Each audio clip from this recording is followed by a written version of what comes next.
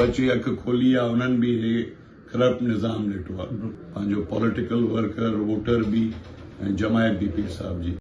जी बिल्कुल नाज़रीन, हिन वक्त असीं मौजूद आहियूं कोट दारा खान अब्बासी लाड़काणो में, जिते अॻोड़ो MP ऐं ताज़ो जेको आहे GDA इतिहाद खे अलविदा करे फंक्शनल लीग में शमूलियत अख्तियार कंदड़ अॻोड़ो MP सरदार मुज़म खान अब्बासी साहब असां सां गॾु मौजूद आहिनि। साणस गुफ़्तगू कंदासीं त जेको हिननि जो इहो फ़ैसिलो हुयो, छा इहो ज़ाती ख़्याल हुयो या नज़रियाती जेको तब्दीली जे करे उहो फंक्शनल लीग में उन्हनि शमूलियत अख्तियार कई आहे। सर, ज़ाती फ़ैसिलो हो या तव्हांजो नज़रियाती को तब्दीली अची वई? फैसलो सियासत में ज़ाती थींदो ई कोन्हे को, ज़ाती थींदो आहे बिज़नेस जेका सरकार बादशाह करे थी।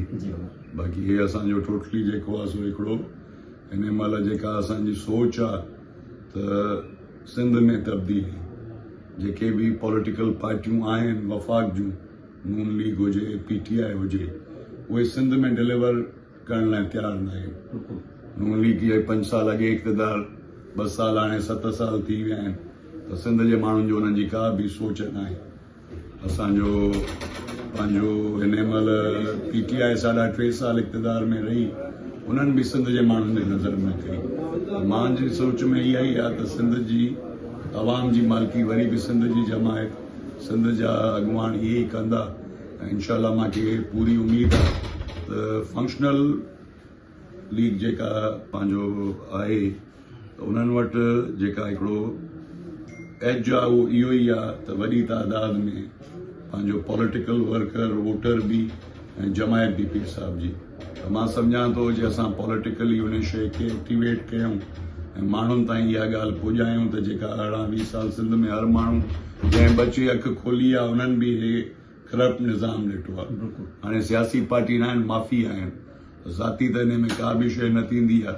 ऐं ॿी जेका तव्हां ॻाल्हि कई त GDA छॾे, GDA हिकिड़ो अलायंस हो, का सियासी पार्टी कोन हुई, अलायंस हो। मां एज़ अ इंडिपेंडेंट उन अलायंस में हुउसि।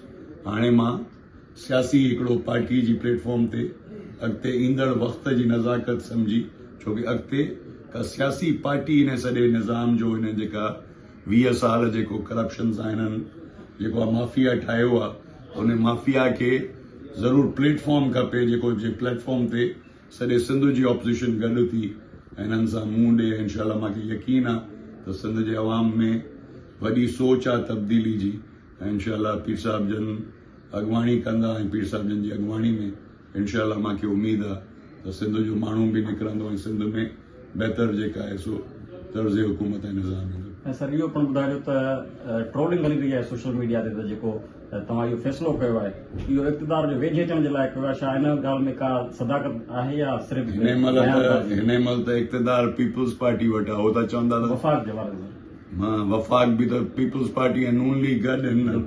पीपल्स पार्टी वफ़ाक़ जो हिसो आहे। हाणे इक़्तिदार में वेझे अचण जे लाइ या त इहा ई शइ थींदी, पीपल्स पार्टी ट्रोलिंग पोइ हाणे केरु थो करे, पर जे पीपल्स पार्टी वारा कनि था त पोइ मां सम्झां थो त उन्हनि खे मथां ख़ौफ़ थियो हुजे त भाउ हिकिड़ी सियासी जमायत जेका आहे उहा हिकिड़ी थधी हुई, थी थो सघे एक्टिव माण्हुनि जे अचण जे करे हिकिड़ी एक्टिव प्लेटफॉर्म थिए, ऐं जेका बि सिंध में एक्टिव जमायत थींदी त इंशाअल्लाह मूंखे पूरो यकीन आहे त हे माण्हू जेको सिंध जो अवाम आहे त हिननि चोरनि ऐं पोरनि खे छॾे करे वरी बि सिंध जे असुल जेके वारिस आहिनि उन्हनि सां ई गॾु बीहंदा। सर, जेको तव्हांजो ख़ानदान आहे या हल्को आहे तव्हांजो ऐं तव्हांजा दोस्त साथी जेके तव्हां सां गॾु मौजूदु हुआ, छा तव्हां फंक्शन लीग में विया त उहे तव्हांखे फंक्शन लीग में सपोर्ट हींअर कंदा?